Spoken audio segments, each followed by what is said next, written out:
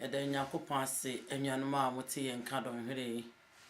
Evangelism awan masugusua, moti and ken, when Yamiasum Gia, a brossum union so and coming now we used to demo.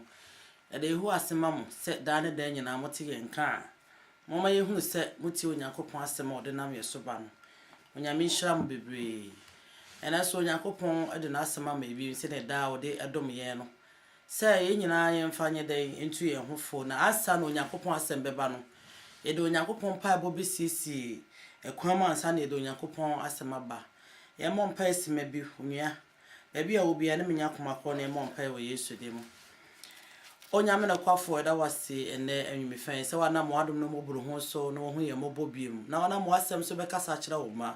papa hu ne mobo na mo wase me be frɛ di enya adwen sakra de enya nsesaye enya futu ama obi biara awotie afezo so obi biara awotie obonefo na prem na koma na mo asem no nkonkron so na makoma na nyemere ma wasem se na ebe ye obenya de pa bi afiri wasem no dia bobrapa eda wase so be na mo asem so do ba Kristo Yesu mu ne ebo mpa ye be fa ye mu kasa na ma nkonkron hye ma ma fe ni padua enyansa nimdie enya bibiara na emu fa ye no mu ewo wadom ne mu amen. I said, Lady Kaka, when you am no more Damas be said, I need then I'm come and evangelism our home, the fly to heaven. And I said, on your open some more Bremen, and I some ever can be car. I see me about an I for baptism, baptism, and we heard an answer and papa moo. Ye Baba Casa for baptism, now I feel. I son a Becca suffer baptism, per se. The cabby crabby a for baptism, no. Say Anna and Pepe Breno, your coffee baptism, and nipa hold on a moon is set a bonnet because I be say common ten, I common saying a lot of people say it. More have fun on saying it. But baptism in the biblical way, and I say before God, and it's a sin. I am ratodier. It's as a baby, I be pray for baptism. No, one my division, jealousy, greediness, one my about eager to do something against. A day be a day mengo na socialization beba enti na be kasa kakra afa favoritism oni ehun de Onyankopon asem so eka afa favoritism ho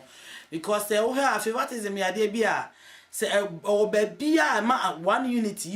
enti me nya adwuma favoritism o ba bia ekroye anase nkabomu anase one mind team up enti me nya adwuma enti ayade a wo say hwene address ya say Onyankopon ma ya gigidie na tumu ni afa gidie ni se esom enti no na kwa kasa fa favoritism na me na mo beko mako ama ya hwe kwa ya befa so betimi address issues on favoritism in marriages, issue of favoritism on parenting, so your obligations, responsibilities are and some of the and near my ye ewo ye mofre mo ye pray favoritism wo mu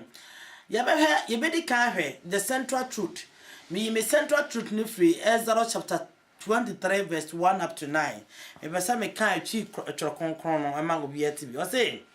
enti atesem hunu ene aboneyefo eni ensawoso se ubedi nkontompo adanse eni nipa dodo achi enkoye bone nanso enkasa ensem bi emu as enkasa nanso enkasa asem bi mu enkom enkodi enipa dodo achi enane asem nani miensa na mobruhu ni nso enhwe animu ewo nasemu enai se wokokoto watamfo na ntwi anana furum se wafon kwan afa no esandre no se wo hu de a ekire ewo furum se wo hye ne so ase a hweyie na wo anya no ama no hallelujah wo se wo he tene atifisem no na central truth ne ne ye ka no se eni atisem ehunu ene abonyafo eni sawoso so obedi nkontompo adanse eni ni padodo achi enye bone afenso so na so enkasa asem bi mu enkom nkodi ni padodo achi enane asem neni na mobrohu ni nso enhwe animu ewo nasem hallelujah se ehwe asem ya tifisem yi epese e ka kire about topic here na ye discuss about favoritism na e fa asem ni nyina ye ka se papa mu a e fa asem ni nyina wo Yesu di hallelujah isa se ohwe asem a o se eni atesem achi se ye na ehwe favoritism ankrofo pra atesem bebre ya atesem say for example semena madam for no obi na se me ne obi onua bi anya kan obi na se me obi onua bi anya ntawanta wo bi a na me kan tesem bi kire sa wonua na wo dia tesem na chi na wakoye bone ne sa nipa no so ye dai anya kan ye ana se woni sa nipa na nya tan ye eti babro me tese se abre bia ma ye mpe favoritism me ani atesem achi hallelujah esasa abre bia be di atesem achi no e ma ye na ye di sa atesem achi na ya de e bone hallelujah na sa so no yakopon asem eti asese wo se enhwe nimu awo nsemu wasi maye hwe ni mu wonsemu ya kan verse 4 no ya kan verse 3 na me pesa me san e kan verse 2a me kan verse 1a no me kan free ene abonefo ani sa wo so obedi nkontompo adanse hallelujah oni pebi wo hono ma opre favoritism sanadafo bi mpo wo hunu sanadafo na de na waye na nyes na so omukogina baabi na dafo ni etwa nkontompo se eni pasimesi na di kan koye weti ame a wose ampa na me hobi me amedi adanse se wo ye se ni pa wo de obeye esanse wo opre favoritism e de favor na dafo na hallelujah eno na wose eni de abonefo ni woni ni sa wo so na eni ntwan kontompo ntia woni pa bi a wonye bibi entia wo hallelujah na no na yasahwe bi yakobi no a yeba bi no say tu no eni nipa dodo achi enkoye bone na so nkasa ebi mu enkom nkodi nipa dodo achi enane asem nani hallelujah oni pa bi wo ha na say the form of favoritism na ebi nim pray no as friends omudi agro na ebia mienu bi wo mu a omutimi wo pa na say omunyira friends but ebi wo mu a omu aye very tight to each other e basa da center wanta obi ba namfo ni mu a ebi wo mo se na enipa ni nyina timi pia kogu ba ko na chi hallelujah na omo yi ba ko na de ama na so omo yenyimu eti bible se me ni nipa dodo na chi nkoye bone afemi ni nipa dodo achi nkodi adanse kurumu ntia obi ma ye ntwa nkontopo ne abonefo nyansa wo so abre bi ebe ye saa no ye bone eti oso nyakropon hallelujah eti fin semi ne de hyase about favoritism afa ye ba favoritism in marriages ya he aware mu a abre bia aware favoritism beba wale mu no aware no entimi nye de enigi esombo anase enigi esede fata se ke eba wale entimi nye de emmemu eye me de bebre se yes I treat this topic today because ene binum ka se tetebre ni mu no no nyame makwa ma be ma ware mienu esa favoritism ntino ene twa so bere me bia onya ayere ba akwa hallelujah esa se wontimi ni no kura ema won be no nyina ya stories bi ewo Genesis 29 verse 31 ya. Yebe mo say Jacob, abra Jacob ko ware ne Rebecca no ware Leah no. Leah nye Leah ntino osomye, Rebecca ntino osomye. But abra Laban, ehun say Leah ye panyin no ware ye no. Wo de Leah emomu ma de Jacob. Ana Jacob soma mfie su bi omoji Rebecca. Nti abra wo de mai mienu nyina kwotena sa wo yide no mo no. Esasa na wo do Rebecca esene. Wo do Rebecca sene fene say Leah nti onyame to Rebecca yefrumu normally I de awoma esasa na Jacob pray favoritism hallelujah ana wonyankopon so chire favoritism o pray favoritism among mu mienu no enti nam sadi be bia na koma wo no onyame to de Rebecca yefrumu so wo hwa abra Jacob worry wo kan 29 verse 18 no a wo kan wo ho wo say na Jacob do Rebecca pa enti abra Laban de wode Leah ma no na nani na kuma ni Leah ho bera mamere mu no wo se Leah ware ansa na Rebecca ye de aware enti abra wo je Rebecca kan ho no wo pray favoritism amon wo mienu awrade hu na kuma mu se o pray favoritism enti awrade wo ya atemuafo no ye wo se wo kan Job chapter 10 wo kan sem wo ho no ma wo se wo no na wo mu anya ni mu hwe e wo titirifo so na wo mu atenten ne amma brempon enye wo hiani nti abra wo hu se Jacob pray favoritism no o to Rebecca yefunu mu na wo buo Leah yefunu ma na ye de awo mama de Jacob hallelujah after so First Samuel chapter 1 verse 5 up to 6 obere me bi de ikana hallelujah na so obere me so wo yiri bi ane ye fen Hannah and na ye no onwo etokofo panana beka ho eti ne yire ye fan panana yi be wowe na soso na ha na ide na onwo na wobele me fa na ikane wodo ha na ne se panana no eti onyankopon buo de oba na no wono ne yefrumu e ma ne na wodo no no de onyame to ne yefrum hallelujah it says onyankopon abrebi be pray favoritism no wa against the Lord of God eti onyankopon so de mlande mu de akontabu ba wo so hallelujah eti wo pray favoritism no nyakopon so bie dia wonno no yefunu na ne wodo no no to ne yefunu hallelujah afa ye head Deuteronomy chapter 21 verse 15 up to 16 na onyakopon ka asemi wo se obemma bi o woyiro no mienu no wobedo ba akwa ye de asen ba akọ esanse woyiro mienu na ne wodo no ebia ne wodo no ne ba bemma ne be panyini na ne wodo no ba bemma no ene obi oba yeketoa na so according to onyakopon akwa mo no e wo so ba panyini na wuwo wodi waade hallelujah ne sense ebia na so belema ne no de oyire na won no ne ba panyini bedi na ade no wo ma enya santi wo bedi atro ama ne won odo no ne eba no abeda abedi ade eto onyakopon ma ye ye be se e kan Deuteronomy ho na ya hwe emfato kakra bi ho na ye de ya asem de to aso e kan Deuteronomy chapter 21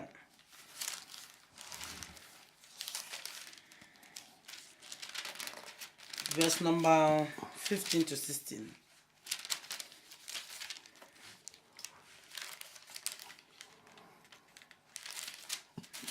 Hallelujah. Make 16. Oka 16 I was say make 15 no mo say so bele ba bi wo yire no beenu na wodo obiako na wono obiako na won menu nu awowo ama no a na obaka no ye dia wono no eba ene da a ore eche na ore eche na ade mu oma ne ma no onfa ne a wodo no emma enye abakan eni dia wono no emma no a wo ye abakan no anim na emu ni a ono no ba no abakan ma no ni a wo ni nyina mu abupa mienu na one na ho odin asifri abakan dibia ye ne ede hallelujah eti eba sa na onyakopo hunu se abre bia na ebe pray favoritism e favor dia wakoma wono dan dia wakoma ni no nti esa justice ntimi nya ntimi prevail love ntimi prevail unity ntimi prevail understanding ntimi prevail coordination ntimi prevail cooperation ntimi prevail eti eba ne sa wa mo onyakopo asama na mra no so no ya ye nyina na ehye no wo so hallelujah afi Genesis 28 Genesis 29 verse 18 na say dem di kaka no na Jacob do Rebecca more into Onyankopon bie Leah ayafrumu esen Rebecca afi ye ba plenty favoritism hallelujah amen me pese e hade bi Genesis chapter 37 verse 4 most of me di kan etire abiasa enson itemu 9 Genesis 37 verse 4 ya hwe Jacob pro ya na oba bi e fa ne Joseph na wodon ne ba Joseph yi 37 verse 4 no make verse 4 no we yeso dem na wase na ne nua no mu ahunu se won agya do ne sene won nyina na wotano na wamfa abodwo ene no ankasa hallelujah Abrasa Reuben Naphtali Benjamin Judah Simeon Levi omo nyina hunu se omo gya edo Joseph sene wo mo no wo mo ta wonian hallelujah it is about plenty favoritism what the division what's the division among them what the time what the kawankawa what the misunderstanding what the yaw what the giddiness aye the ehye anuanu mu and it's very very advisable say as a parent you know you don't need to pray favoritism amongst your children you have to treat them equally hallelujah but the children bi ama bi wo ho ana papa bi wo ho a emma kura biensa na nanum no otimi yi the choice wo woni o ma na waka no hu say we dey me don pa say we yes you are killing the soul of other children hallelujah eti abra Joseph prays favoritism no ye hu ne clearly say Reuben Naphtali Simeon Judah Levi anyone nyina be time Joseph, yes, hallelujah. And you send me who say, when you're parent, you have to be very vigilant. Say, the children are your children. You don't need to love one more than another. You need to treat them equal, love them equal, provide them equal, and always be there for them equal. Hallelujah. But parents, be I who say, I break be no more choice. If you want so much me choice, no more pampana, no more pampana, other one is the more treaty woman, or more attention for other kids, say another people or mama some love or show affectionate essay and currently BCB when on your couple 70 year casa says show if favoritism Mr. Sin says oh by a banner what the some kind of division what the empapemu what time what the nibre what the akumekuru abetoma frane the entem I feel Genesis 27 about Isaac Genesis 27 yeah Isaac and so Rebecca one Isaac has sent me Genesis 27 verse 6 up to 17. Yeah, to mean Cadina. Was in Isaac Barco na on any unade. A bra Isaac Barco cran any unade. Or friend about Esau, it says according to the scripture, no Isaac Peneba Esau as in the Genesis chapter 25 verse 28, you know, what penny body is and Rebecca should pay your copasem, and to me, Jenny say, some kind of situation, no more say, my many packet to an never panas of pepper in some, me Jenny Passana some guinea in hallelujah. It says, Papana for penino, say one in another dinner, and a mamma so far of Frano, so in that dinner, to me, Jenny say Rebecca and Isaac, now or more hourly moon. Hallelujah. It says a break Pierre, Jacob Bear Bonnie, Abby Isaac Bess or Betiano, or Barney Bessoria Janasa or Tano, Sanse, Isaac Dicama, Rebecca Negus or the eyes Esau. Sada Susuna say Esau, ya, the Nessa Rebecca Tianoa. And here. Isaac Bibofu say, one man who saw no see the etan, hallelujah. And a baby as a parent, you know, you have to make sure that the children are the same blood. I was so treated them equal, we show the equal affection to them. So we make a division among them, what the separation by and crano emu, hallelujah. All the water be, and that's what the nibra sun could be, abo mumu, and para, sa, my made papa, and I say, Isaac and Rebecca, I assure a more born or Babu no more, which choose you almost separating more from a love on you who consequence here by ye, hallelujah. Ketuano a bomb, what day more, my miss Fuana, so son, so you're a child. The Sunday now about any be no, and Matani bit him so, maybe so, Sakra, a bonnie be a penny no gratiano, and mamma asked sorry as the penny so, a quania bonnie be an was sent touching to be to me and an antiano. So a cobana sana or penny in the woods, or doctor to understand one. Na wunu ho se panyine nya baby sia all ntumi mwake to na manenye wona wode sa watana de ato muntam hallelujah amen after so ya be bibi o Genesis 37 ho e be say Genesis 37 verse 3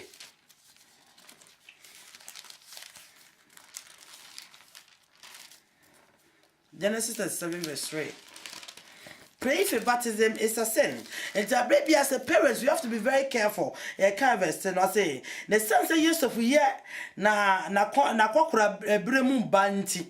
Na Israel don't say the me enyana. Hallelujah. Na says when na kwakura bremu banti no don't say enyana. Na nua no mu say wona ja don no say won no watano na wanfa obodwo de na ankasa. Hallelujah. Abra nua no mu say Joseph ye adia just atade kura na Israel be pamoa na wapama ma Joseph hallelujah but Benjamin na ye ketwa wo mumu melema no Benjamin na ye ketwa na so Israel pe Joseph was somewhat to the sense say it says Benjamin and Rebecca kwa wo no wo ye it na ni ne do ni Benjamin ho said dey Joseph eti anuanum memma dumienu ni nyina no wo yi Joseph o pamatade ma Joseph on pem ma Benjamin hallelujah eti Jesus yesa mo munuanum nyina hu se no papa pe we yasam sin ye nyina bibi ne kura papa no de ama ye nwie bibi na papa wa no de ama Isaac papa so masem nyina Isaac no ka kire no bebi a papa ja pade bia wo Isaac nenim se ko ba ne sa wo de watai kase abeto onu onuane ntam hallelujah Esase ye hwese wo tabo mo tamonto sen. Wo mo to woni nuane ma mezimfo hallelujah. Ema wo nuane ko di nkwaso mu. Se ba ne sana wo wu owofo na wuti asemi bia. Abrebia be baptism amongst your children no. Enye wo help na wo ha ema no. Wo de wo tan eto wo ne dachi hallelujah. Bia na ne wo ne da so ne be nye ne be yi. Na mom de wo tan ne be yi bet se essence sa treatment na wo de man nti wo nya sa do no se obe release ne nuanom no na wo so an so da wo so na free wo so hallelujah. But na Joseph wodo nti wo ne de oje man kai enti yenye very careful essence na Benjamin ya bofra eso so na Israel ni Benjamin ho se Isaac as Joseph wodo Joseph nko no to ade ma no awofo ne bebree ti sa omo kwa monte no mo ba omo timi to emofra ne menu ko timi to ade ma ba ko no oja ba ko hallelujah ade bi ne kura na obi ha awofo bebree ho omo oja pade omo mani binim hallelujah. It's very careful pass it. So rose na ye pray in our marriages no ye best stop on it now. After Genesis 21 verse 9 up to 15 now. Abraham far Hagar in the war you know. Sarah says Abraham do Sarah. Esi na kuwa na wana ne wo ye ne no. Sarah catch Abraham say one pamo Hagar na bofra peche na fa emanim firi hon hallelujah. Na aye Abraham ya na so na amamna mu na so nyame akwan so no fanza sala ne nere eti wo pam ne nyina na ye ne ya woni mu so on pray for baptism na so no ne de wotene nchen sala ba Isaac de wotene nchen but Hagar wo ya na ko na ono akasa ne sum na tiko ade ne ma ne kunu Hagar tene ba bi ana wo sala se menwo eti fama kula ina ne nenwo ana wa opia na tiko ma okunu Isaac okunu Abraham na ne wo ye wo wi also wo ye no wo pray for baptism because no wa de shema on wakwa on free honko and then never be hosa obi wo hono ma ne kunu wo ba na ode abafa na betra na nche ebi ko na abafa na ma mewu na okofa abafa na betra na yire na akwa na nche ebi owo abafa na kura nsa na wo be fa waware wo na so kwan ya sa ma me no a wo beto abafa na ne papa wo ho no ekwo de ne be fa so no ebi okro de di a o ma abafa ne bi one ne ma be di na sa abafa ne to ho o beto tare pa ma ne ma na abafa ne to ho abafa ne yare ya pala na de be ba one ne ma yare o do me ko hospital hallelujah sa fe baptism we no and na sell pray bi say ma wo de ha ma Hagar ne banko esanse me bani Hagar ba enche wajapade mu hallelujah enti ampanso ne bani Hagar ba enche Abraham wajapade mu ne bana ya de ba ne bana ye bo shebenti ne banko to na nyajapade ne dem efa enti fa bebre no ye you have to be very careful say ye pray for baptism ko ne Hagar e ha ote ne baby hallelujah but wo Sarah na afa no ma ene sa bebre obema bi wo no on odi ka ware na oba na free mu na akofo oba foforo na betna say mo friend into your mama o was oba ne ba ye obewo ye na waso de simofra ne ko ho sa niam wo nyina yade bia wo the problems befi ho se mofra ne nyina nyini ebomu a enya de o betima united da bibiara da hallelujah amen After see a heavy baptism bio ha na me defend a debi ha in my own time say me say pray for baptism is one of the most damaging problems in any groups or people friends and family hallelujah say for baptism how is it deteriorating friendship deteriorating family deteriorating people group churches are and we have to be treated very seriously hallelujah it's here I send me what James chapter 2 verse 1 up to 2 ya kan Yakobo homa it's me nu chichemu a eye biako eno na ya hwe Onyankopon asem o mekan o se nnuanom mo ma nipa ni mu hwe ene ye na Awurade Yesu Kristo a wo ye ni munyam wura no agidi eni afra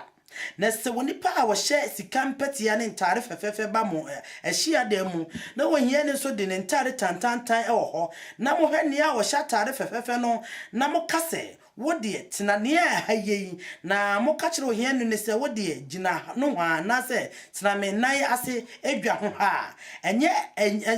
eno enye mpa na mo papa emu na mo aye adwemmone atemufuo hallelujah Amen. hallelujah onyame asem no ka kire wo se anuanom emaye ma animhwe emaye na Awurade Yesu Kristo gidie mu eniafra hallelujah maye ma animhwe emaye na Awurade Yesu Kristo gidie ya yenya no eniafra na asem na Paul ka wa hai wo ka de ade a kire churches Christians wona ye frɛ ye ho agidifo no na okasa asem ya kire hallelujah sase enne ukwa asori mu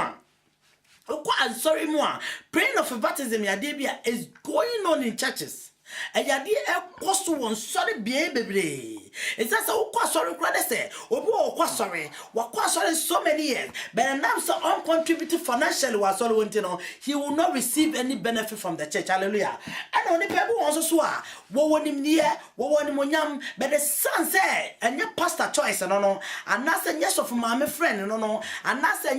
elder be friend in no say any partner is not recognized in the church. It was say my master no emma Awurade Yesu Kristo gidie no a ode ama eni afra and now kwa sorry now wona wote aso nanimu a obi a sheko to have nice one ties nice but I wo hwa asia sheda ne select wo mo asia select wo mo ne do ma betra ni mu hallelujah ne na Paul ma ye hu se oni pa bi o shatare fefefe and now what the fu bi shatare fefefe no oba mo share them oba mo sorry woba wa sorry woba wo group woba wo kuo na o ka che sa wo nipa no wa shatare fefefe ze betra ha na kono wo da ni monyam se woti betra ha na se o ka che o here di se o de taminase anase kodina no ho a wo se wa ye anim hyatemufuo na wa ye bone ha we Yesu de hallelujah and then no na ekoso won sorry obi kwa sorry no isuka o waduma papa ye na ni tell me say wo dress fire e wa da pastor friend no oh Mr. Wanwan oh Mrs. Wanwan e be say ke de man ministry ni ma ho e be say ke do ka disciplinary committee ho e be say ke do ka elders na ho e be say ke do man maku assistant president you say e do ka movement we ho e do ye we assistant we be say o hia ni bi to na woni kai bi na dress nye afi kwara shi kronta nto a wo betena wo sa hallelujah pa sofo bi kan se mi ma me refida wo sofo ne se wo sikani wo sori mu na se wo yare a adan na sofo be ana so more than 4 times ma mi akosu ale papa jump yale o eti ye pon ya ye yira ye ko straight ahead akohwe no na so hia ne ti asoro na so yale a ye denkra oh sister Akua woni maame aja maben me pacho kache ne say yate so yale enti ye baba ho wine ye de ye baba ho ye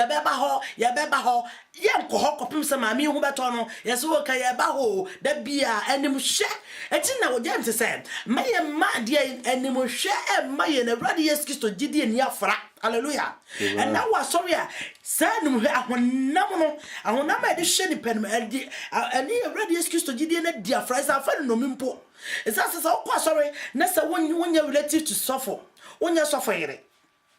when you obi a contribute to asoro ho a just a puppet na ni ho kra you will not enter the hallelujah what sham what to me sham come I just suffer na ye na be sham come so wonim na wonkom share de ba asoro ho a I so sorry de call because wontimi emfa wonkom share ntna obi asoro hallelujah it is sanyema we e koso asafumu am enim hwe afragidie ama ye hwe titiru na ye hwe hwan ye de na ye da sebi oni de obedi ene wo hwe sa wotare churches ni sorry bebra ba obi e be choose nas elder bia no obi e be choose nas opanyin anase de bre bia wasore no na se ni panensem aye ye obetimi abo asore no but obi etra asore ho mami so for we can say me say no call asore o Ghana mami bi sorry o no be prapra asore ho wo no be horo ho obes bi o sisi asore ho prapra ye bi bia feed ne nkura abrem be pempani blemu be mami ni frimu e ma ne ba be catch asore for say mo ye den asore for kochi bu kakraka be to ho a o se ne mami dua tight etinya de o betimi asie no ampara o mo ansie no hallelujah wo ho anim hwe mo ye be mami de ni padua myself for the tenati apo hallelujah and no ne gidi ene ahonam na ade afra ya anim hwe bebre wa asore osofo kra preach o mo obo mu di example anim hwe bebre ente kobani sa there is division in the house of God hallelujah also mami woni group o no mo kan sister Beverly, sister Blenda, sister Champoma obia woni group asoro enti ade e fa unify unity no representing the body of Christ eni hobi hallelujah and enti na onyame fie adane de ahonam fie sasa wonwom na etwasenka enfa no hwema no ene no na edi hene wonyame fie hallelujah aka ye hwe bibia wo James wa ye 8 and 9 James 2 8 and 9 me kan 8 no what say enti samoshe adehye was enti monshe adehye mra no ma said de watcho chende tron kan say do yonko sawo ho do yonko esa ho no na monye no yie na samohwe ni mu yiyi nipa mu a moye bone na moye bone na mra no ayi mu aten se emratofo hallelujah wase Pasa me kan hobi mate no o se enti monshe ade shemla no ma said the tron kan say do yonko sa ho eno munye no yie na samohwe ani mu yi nipa mu a moye bone na mra na yi mu aten se emratofo wase Maya nhwe woni panim anyiyi mu hallelujah esanse mra no che esa ye no ye yanko ye de ese ye ho obi biela wodi mra no so na wo hye mra ne ma no wo bedo wo yanko so ho yiyim hallelujah wo hiani eye wo de a wo sikani eye wo de a woni die wo de ba find friend wo bia ye wo yanko ye twasa wo de ani die a wankasa wo de ma ho ne bia de ema wo hallelujah na so na ye hwa sa yiyimu ya na James yakubu mai etemi ni temu nwotwe ne eka no wo se ade hye no ye hye ne ma ne ye ne ye nso se ye no ye yanko se ye ho se de electronica no na mo ye hwe ye ne ayim ya hwe ne mo ayim se ba ne sa ye bone na ye mratofo nso hallelujah eno ti ne be be from house of God no the Holy Spirit is not there hallelujah because aya kane man so tue ko twi ba batanyi na ho negu ye hwe ne mo ya hwe ni mo obi ofende ne yonko ano na aka afi nya ni na fo no so no ono so o ti sa o sister kosia ya se madam for chambo makora wa hwe so hwe for no so ne ya hallelujah it's am at the house of God have turned into human woman church aye enipa asori aponam esa se hwe ni panim se ye pese ma position kura no a ye hwe ni panim se ye beka se ye de no kura nam gidie no so choose position de ene kenka hallelujah because aniema nam onyame fie ye fro onyame fie nyina no ye wonam nko a ahonam niema nko anim hye enim hwe niema nko a ye enigidie ni afra na soso ye ma anigidie na de afra hallelujah afa ye ko ye de chokonkon no ebiem ko 1 Timothy chapter 5 1 Timothy chapter 5 verse 1 Timothy chapter 5 verse 21 Ekait 21 I say Mosha onyankopon ne Awurade Kristo Yesu ni abofo a wayi won no anim se hwe yenum ye na momprem ho emu aten enso monye bibibiara enyi mu nso hallelujah wase ya hwe onyankopon ani Yesu Kristo ani abofo ya woyi won nanim se ye behwe yinum ye se ye mpre ye ho emu aten hallelujah enna so kwa sa nema wanyina na dia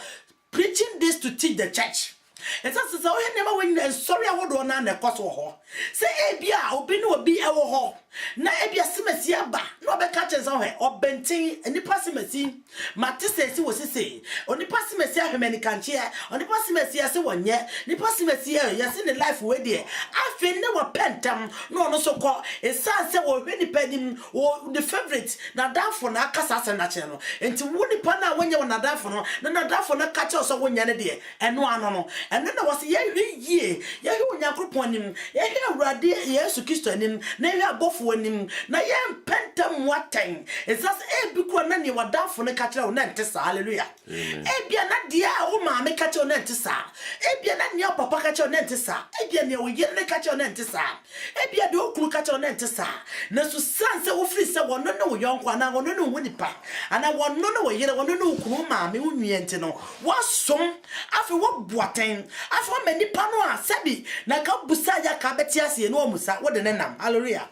What son, and no Yakopos, ye, hallelujah. It's as a brepia bay son, why ye more and papa moon. It's as a sense of who so on one in your finding to know what's ye in dear, now what in the name now was son. And I feel both on I don't know what tasso, hallelujah. And it's no was it, yeah, you and coupon him. As something very serious, was you and coupon him, yeah, yes, Christo him, yeah, both when him say, yeah, pray a whom what thing. It's as a pray whom what a bonnet. Say, any panning, yeah, so what to say, so I didn't know, no crowd, or their boy was so not in them. Say, and then a crew, and I made in the one of 40 years in our wafano, or the goo no wishing us, hallelujah. Amen.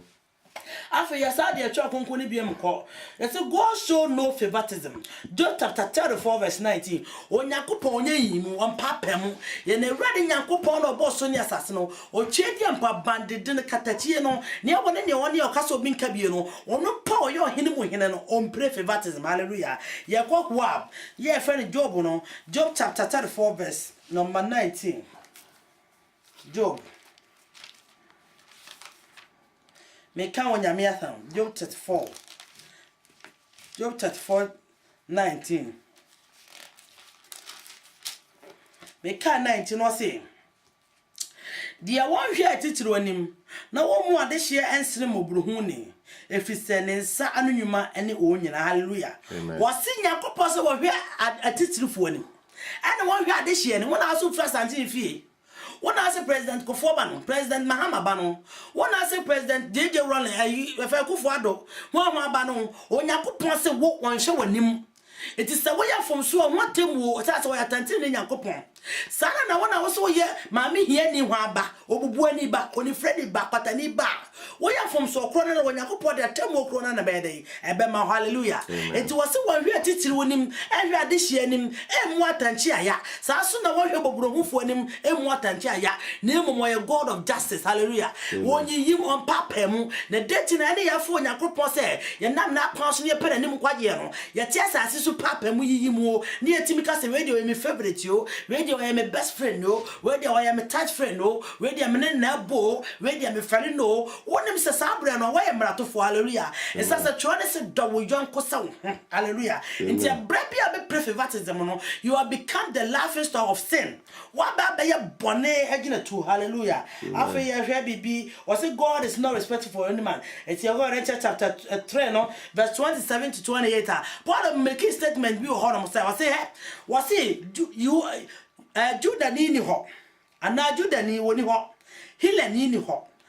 Audition ho, Aquani ho, bear many ho, or banny ho, yet Yanam Kisso is so in Pabiade, a cropper, hallelujah. It is a war of baby, and that's what you may be moo, a solid be moo, near ye boo, as I say, young for your pay. Yanni, just any old possession, Yanni, I was so for, and that's it. That's an ordinary person or just what ye, ya when the position be was obi moon, hallelujah. Amen. Obi mono, so for, negere, obi grow chest of ice or cotton. Obi chama me sofo ayi sokoto ba papa pani mo bi o tia soro no woni position no ja ho te say no sa na o cha hallelujah amen say ya hwe ya bra boye ni amano mo ye tu asase so a ya ka twa so wo soro hallelujah akatwa nyakopo de be ma yeli timi enyina no sa se e bone kruwa na ya ma wo soro hallelujah amen say obehu na say sofo no kra ya bofra keto small boy young lady ne ne kunu say ya chia wo mo a ya fra mo papa hallelujah papa me chia wo ne ya boy ye mu ase. Now so be a one position, and now will be a sebi a sort of one you should kind of be the ever be at the Amano.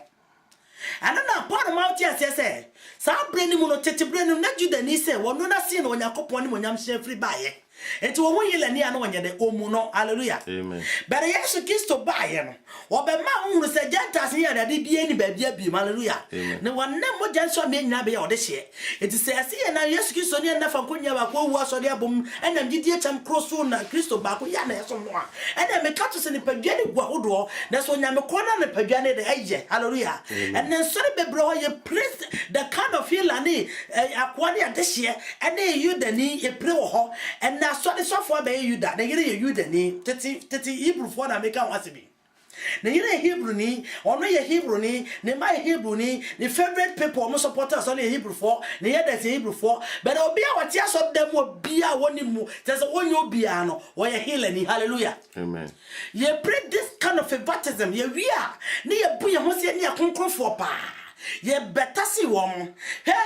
Etikafu be the one sika. Ye the book of Matthews. I got to Yakob for the book about Bomukum. Naso here ni kuna need diaketwano. And when Yamian so hallelujah. That God is why irrespective of any man, when you when you will be bearing, hallelujah. When you need an any say, as the one would take a saber too, because on Sunday, when you may busun or de breno, name of the friend that come and you one or the man, hallelujah. It's just some I know can say. Praying for baptism is biggest sin before God. Hallelujah. It's not say no cause sorry. Now say what a baby and the sign need you the Indian and the sign the cause was sorry. Ya wo mo mutwi tight into their favorite. Also preach one to sister Gosia, like sister Gosia, me and my La sister Ma, oh sister Martha. Oh, in the Bible we have this person in the Bible. What do you to entertain? Oh, bit because of Yami the Panado or Yamia Ponche. Hallelujah. And never one in a coso when Yakupofie, a man you could dear say, Nijid Diaka, saying Nessa Cananam ni Pediaqua, so ne bomun in any hope you. Hallelujah. It's as a walk when you're suffering nipa, when you're suffering. Now, me met me, baby, me call baby, you see a more person, be a better solo Maquanche piano. You're more person, I mean, flu. Hallelujah. Better software to Maquanche.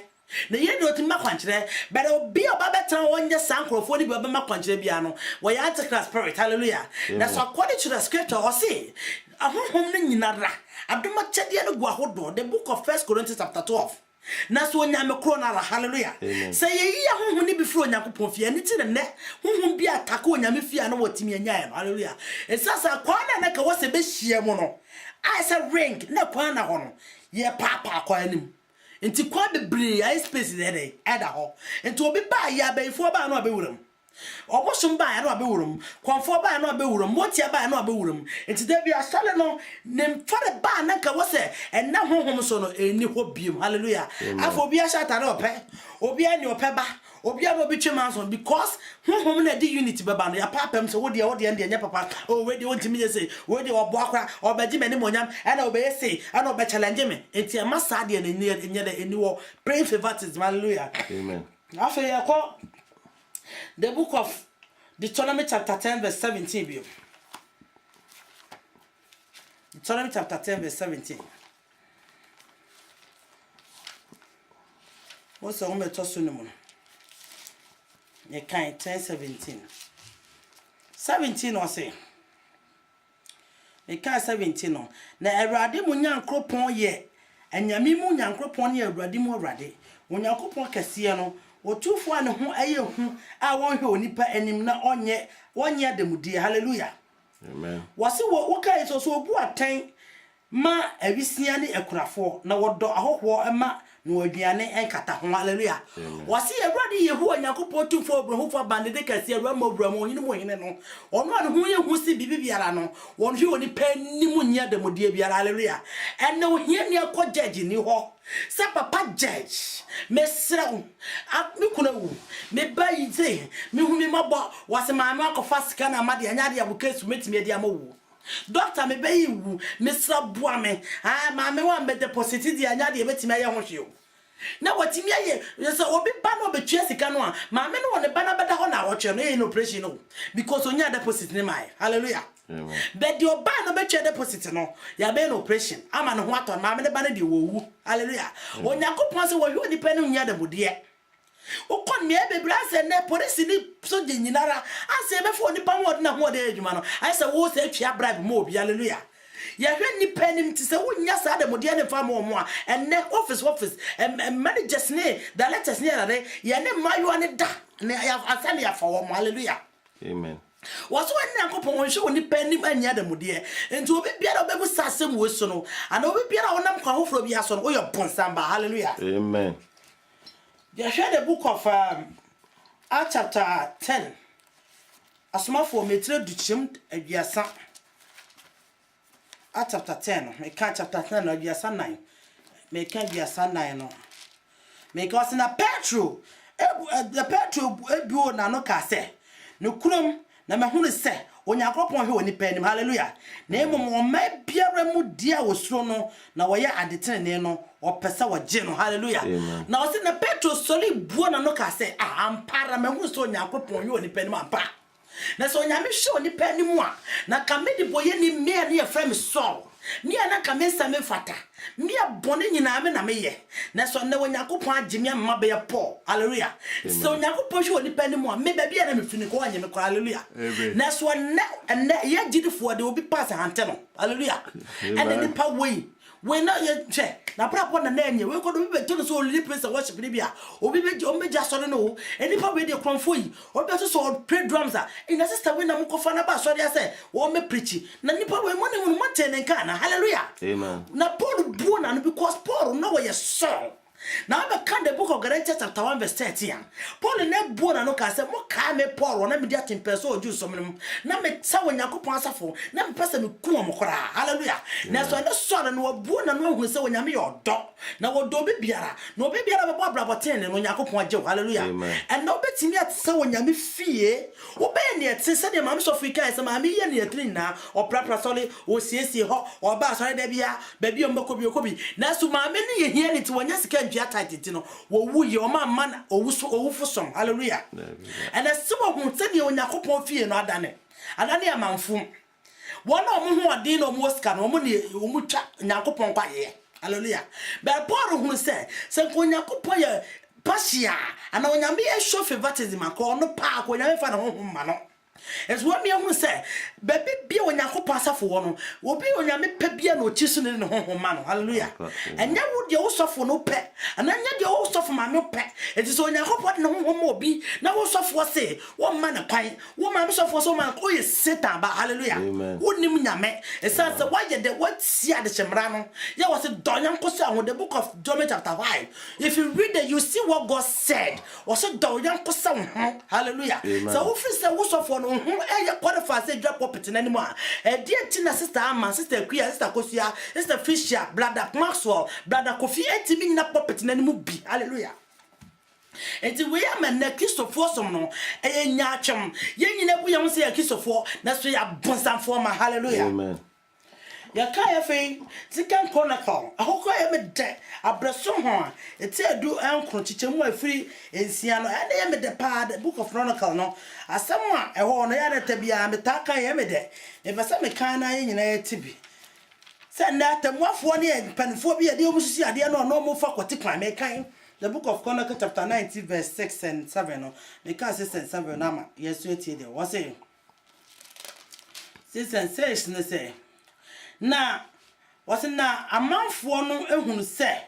won wase na amanfo no hunu se wa the book Second Chronicle me kan First Chronicle Second Chronicle mom sorry wase me kan Second Chronicle chapter 6 verse number Second Chronicle 19 verse number 6 and 7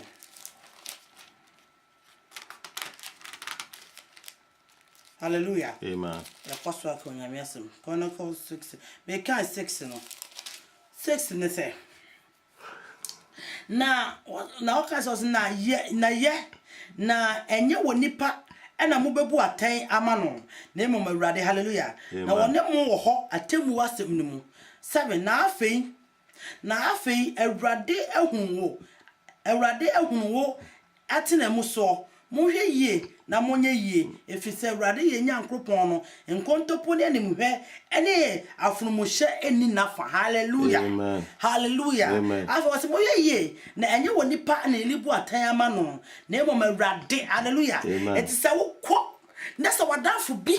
nasa wasofo nasa wunya bi wo maame wo papa bi aka sema kyerɛw anasa abuabu nipa bi ko ruwa kyerɛw onwia do 40 Onyankopɔn asɛm no nkwa genti na evangelism awa da bia do onyame de bedom yɛ na wo kyɛ hallelujah Onyankopɔn se hweyie ne wo moten esasa bra bia bebu atan wonte safa nu nasam no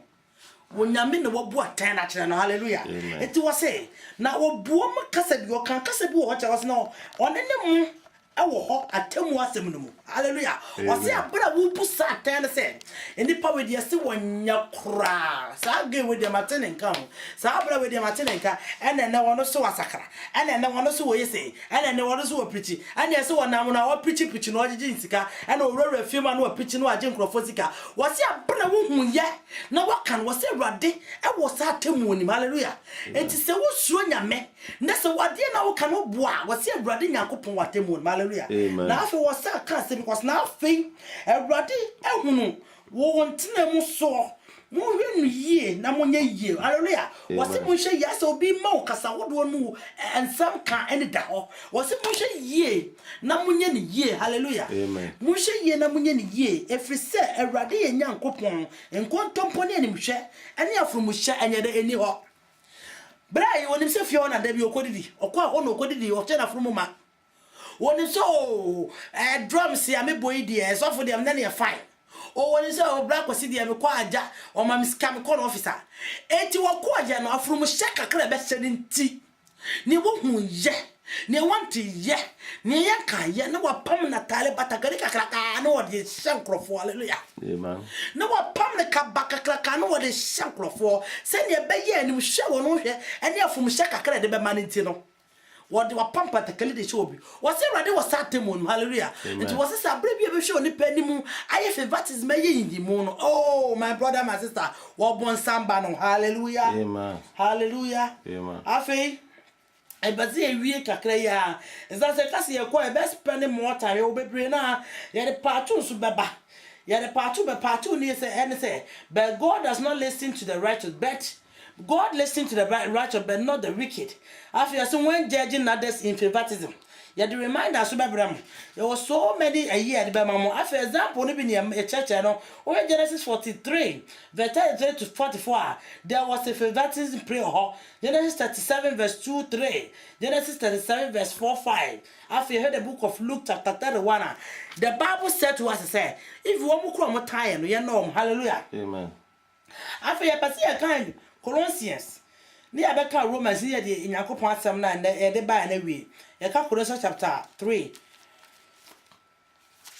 hallelujah amen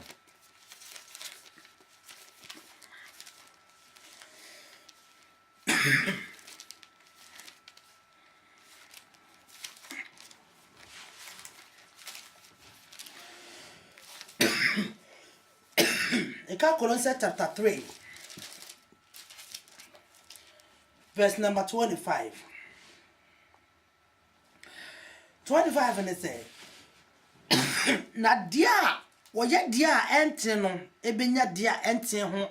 enten a woye no ho akatua, hallelujah. Na nipa ni mu hwe anim na we de wenya sakatua, hallelujah. amen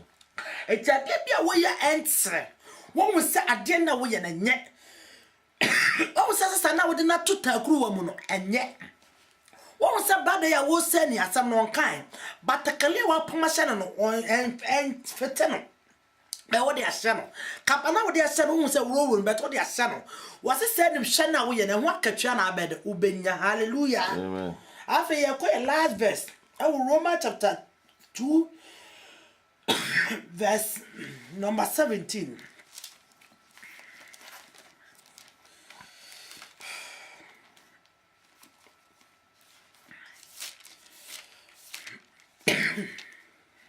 Mekai Romans 2:17. 7 was in the say. Was in the say. Na so ofre you dani. Now what don't sorry. Was na say ofre you dani. Na what de actually emra. Na wo ho anyankopon mu. Na wo hunu dia. Na wo nia ope. Na woje enioma a ye pa ara no etumu enam se wo fro omramu chechere wonti na wo de ho to ho so se woni frani akwankyere ni wono wo sumo mu han nkwasefoto nkokwa nkyerɛkyerɛfo enam se wo hunu nimdie ne kura suban mra mu ne ani tra hallelujah amen de me kanya se obi wo se me ye de hye media me brempon media me fasante fie it on the ontomra hallelujah president ban tomra minister ban tomra wohene ban tomra osikani ban tomra esaso osikani ba tomra de ne koye na yakotwa da mudie ne agya no ba wo hiani ba da mu wo so on de wo ye yuda ni ti onu ni mu ne mra na chechire free ba it on de wo perfect hallelujah wo mu de sa kwan ya chechire enema bebre ama sebi yetim kura kasa wonu sofo ya de wona wodi for hallelujah amen Can you believe this? So what's up for your bonia? Yes, so what's up for another year? The book of Hebrews chapter 10 verse 27 and 28 or more. Was in the winning papa, winning bonnet side there way bonnet. Now go to ya when you're composite on a bail. Also, I didn't find child, hallelujah. What can Ezekiel chapter 3 verse 18 and 19 was so you have been a bonia council. That's a wooden poor who so you and baby on a watch ya and pennyforce the waters on him and a church ya. That's all got treno near Casa wow cotton on the woody for the year. Now that to me see him training you man, hallelujah. And you money,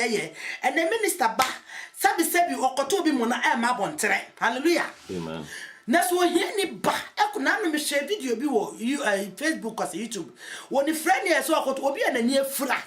You have not got to prison 17 years as 7 years so I could report about hallelujah. Now so you nim at the 4 years he can form a broma repun crofwa or more that's all. Hallelujah. Amen. A bimu crokum nipa na so more that's all. And you may be brain na koso abemwe koso schools mu koso. I find say emfiduamu emusiamu mantamu we mu nyine koso ene mu pray for baptism because of say ye gya de mu de ne ya share funu ma afa asam no de twase ye de to no ye ntimi fa to ho hallelujah. Amen. Na say ye timi aye de achichichichi ye ti obi timi ko wi akokọ na ye ma ya geli no so many years say kodam 20 years obi kura ti man 25 years na so ye ti Ghana ne hu sa jagefo obi kura je by the name ponche. The year woman say you woman the year for man prison. Ebi ma gigi sika bebre wo mo test sika wo ma di wo mo to so no agigi je bribe no enye obi ada Roman no video ka we kura nka ma bontre hallelujah. Amen. Ti ye hwesa ne ma wo nyina ekoso ene wo sofo kura te ho sofo oje bribe be kura me nwa ene asori city bi obi ti so bia wato hallelujah. Amen. Ene mo city ni nyina ya toto ya disika kwa challenge eda kusi ya ba for eda kusi yi £100 eda ajimasi meji 50 eda kusi so yi 50 no so yi 100 akwaka ho ye to sit no no mama so for na say chawe wanya sika hallelujah. Amen. Praying of a baptism and now here it ya sorry ya yet me fro here this mama me ba che pon sorry prapra wate eso wo mo tie no mo ne kan tom prapra what da me aka bia che me mre bi atwam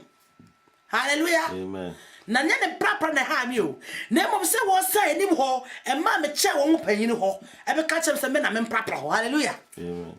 We ko wo se me ni bi and ye hwe safi baptism ya ne ma bebre koso efiduam obata bi wo bebre na setera mu nya ne ye hwe obi wo ho so ono so ba ko na setera mu ye na sabi ne makura ko hia ni ma na kodi ago ni ta kura be ni agro me de me sew eno mo dwie kura wo mutirim ma me pray for baptism anye President Mahama wo hoyi anye na se ko kam ni send by footballer wonte ne banka ti se wo ye boni po obi hu hallelujah.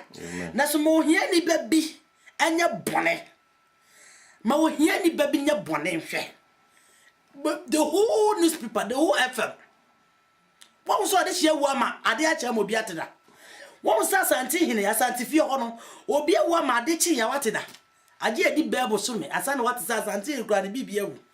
na so hie ni da ewu ya na pada so no ne fe baptism na de yepre no onyame asomdwe nkan se otie mo anyareze mawa na onyame afuto de ma se hwe yi nya nhwe anya papamu na this the central truth atifia 73 Exodus chapter 23 verse 1 up to 9 was it any enti atesem ehunu na ni padodo chi nya de enkoye bone hallelujah. Amen. Was it enti atesem hunu ko di ni padodo chi koye bone enne enti ekum enne nyakopon omo fro mo nyame ni pade ekoye ahwe muslims ni adade no hwese de bia sankrofo yi omo ye team up ahwe obewu kura onfa ho hallelujah. Amen. Se wo wa mane micro and the kiso osofo be kura na say South Africa se Congo so wan you osofo se obe sedak meza kabad nago one omo bon pai woni se onkoku won so ne wona mo ne ma oyo ne refi wo be sedak meza abad na sedak meza abad nago no mo pray for baptism no mo ya papa mu no mo nyebe akwase wo mo bon pai wie no wo de petro gu no de go so dem on wo chamante satum Samu heso nyame Yesu Kristo mpwe me yie a hallelujah osofo na ahia fe de wotem wo mo hu social media bebre hu what tell say imagine more and go away any pack 17 members no the omo. Hallelujah. Wo president mezeka bad na go ne afisi ono obi aka. Ne wo afisi brebi atwam. Wo ma obi position anu pa ko den sese ode ma no. Hallelujah. Ba ko bi susu no susu wo pray Jesus Christ wo na munsuo so. Na nsuo ni mem na fe no o turn for help. Shame fa ne ma bi ni agro sase twabre na na wo mu no. Se onyakopo asem ba wo ncha na didi agro. Abrebi odo onyakopo asem bi di agro no afa asem na ni bre so amfa nya adwuma no. Wo kra na wo ha no wo ta se wo still time. Hallelujah. Amen. Enti ado nya be se mo ya ma se mo ni na ho enne se bi obi kura ko generality school no kura no ano e ko kanisu no ne adade no wo kokura ne ye se fa no ememe fa meme tru ma fa me ta se enne me koso no ka se wo ka enne ta se ka ye nkone na so nya me emfa ye amfa entumfo onya me hira ma fa de we twato se ye de sa se mo twato amam enkwade asem twato amam pa ye de verse chapter 12 verse 22 verse 12 wasi mere bantem kom ketwa se ne adwumate yesu ba okura ketwa de bro sister fro akwamba no na sakra wadwene isasa enche bia na wo firi no nyam ne proof no kuro no enyame hira ma jare ze ma wana wotie ye bom paye ne ede awie sita asem bia wo bia mom paye sima bi ye nche e wo yesu dem onyame ne kwafo da wase empepi ma hoodefo so wana mo asem so akasa kire wo ma se anim hwene papa mu ye bone afakubra ene atesem ne dodu edi wonachi edeyi enkrofo ma ye bone erade wana mo asem so akasa kire bebre minim se wo ma abrebi on bete waso betie no ma ya so ama asem ne wo yesu dem huni ye mabona me hoode abrebi bete wasem no asem no betimi akanya ye ne etimi de ye adwuma ne etimi nante asem ne so wo yesu dem e de asem na nante ne so de atufo afofrofo erade hu ye mabona saje e biemfiri ye nkona na ye ne so ne apinisi ya dom no watete ne nkona na bi eda yesu na ema obambo nye kase ma wadom nye kase ma wosa nye kase na ti woni mu kire ya fi mu na mo ne mo nyam hye nnore ye yara wase usore nyankopon se wo hunu ye mabona mdoba Yesu Kristo usore so na waje ye nkwa wo Yesu dim ne bompa amen Amen. onyame sham bebre wo Yesu dim bye bye.